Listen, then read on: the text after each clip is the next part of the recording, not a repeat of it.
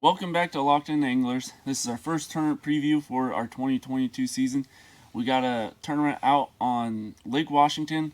It's the first ABA of 2022. It's going to be a fun event. I mean, it's late February, so it might be a little bit tough, but that's all right. That's why we go out there and practice for these events. Yeah, so practice was really interesting for us. This is the first year that I've had my new Phoenix, so we were able to basically split up the practice duties and cover the entire body of water over the weekend. Basically, our main strategy was to break the lake down into two sections as the lake cycles and warms up at different speeds across the lake. So our main focus was Travis was focusing on the north end of the lake, north of 520, and I was focusing on the south end of the lake, the west channel, the east channel, and some of the mid lake areas.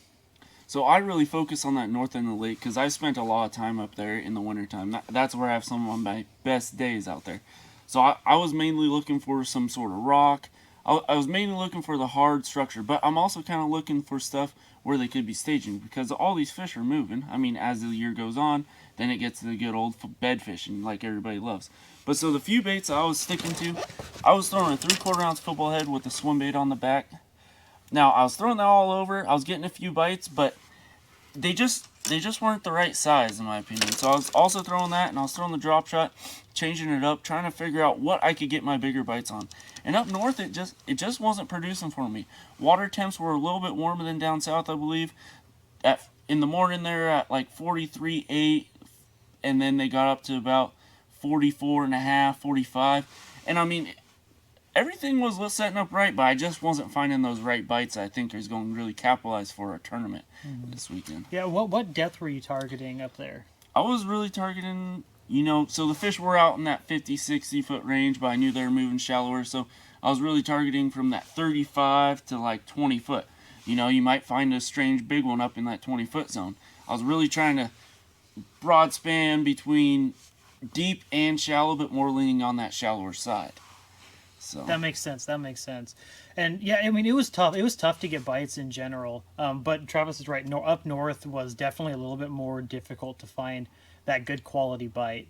My practice was it was a little bit more successful in targeting some better size, but it was still really tough. The fish seemed really grouped up. There was a couple key elements that we looked for. We looked for some of those ledgier areas that had a good mix of rock and wood. But there's a lot of them in the East Channel and the West Channel of Lake Washington. So I must have ran 30, 40 spots Yeah, a over the lot of course of the spots. day and just made a handful of casts, 10, 15 casts on all of them. If I got a bite, great. I'd make another cast out there to see if it was a school, and if not, I'd move on. But it was tough. I ended up hitting a lot of the same areas over and over again because I was convinced that the fish were there and I could see them on the active target, but they just weren't active, at least actively feeding. And so I had a bit of the same approach as Travis. I threw that same 3/4 ounce football head with a Gobi Kai Tech on it. Got a couple of decent ones on it. Also mixed that up with the blade bait. This is the Demiki Vault in particular. This one was really helpful in getting a bit of a reaction strike for fish that just weren't willing to commit. They just were not actively feeding.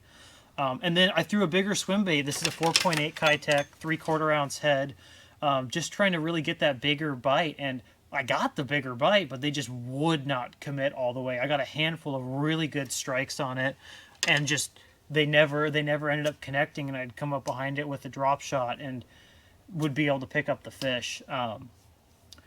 So yeah, but overall it was tough. I was targeting I started out in like the 50s, 45, 50 range. I was hoping that some of the fish had moved off of the winter holes. It's when I graphed them, they still seemed to be there. I don't know what the size was, but I was really expecting the fish to continue to move shallow through February. But man, this week's weather, I don't know what Yeah. happened. It was crazy. Do you want to go into that? Yeah, so I live south, like on the south end of Lake Washington, and I had snow on Monday, freeze on Tuesday, snow on Wednesday, and it's still out in the yard. It was So crazy.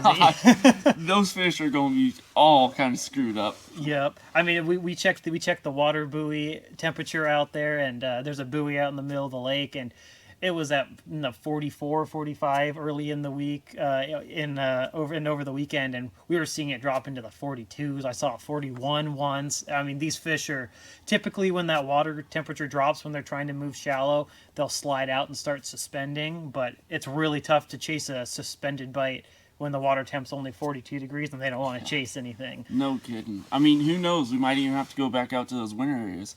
One thing that's also kind of weird about Lake Washington right now is, like, what happened to the perch, man? Like, oh, dude, I have no idea. That we used to usually have a really good population of perch, a little bit of crappie, and then a little bit of like a smolty, kokanee. sticklebacks Yeah, and stuff, yeah. we just used to have a ton of bait, and you see them a bunch in the winter. You get the little lasagna lines at the bottom of the water column.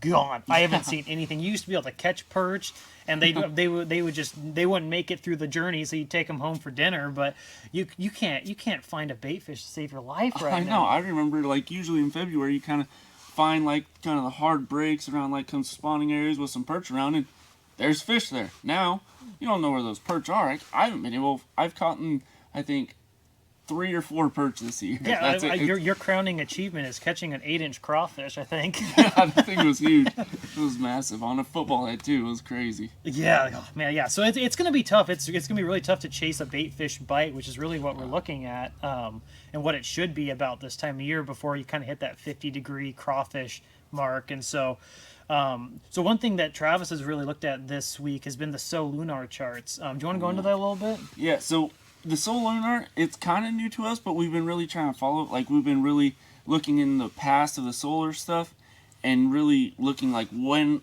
it was good in our tournaments and before. And we looked at it in the last weekend. So when Eric was catching his fish, because he caught a lot more fish in practice, he was actually on a major when he was catching his fish. So we kind of looked into that, and we're looking into this tournament.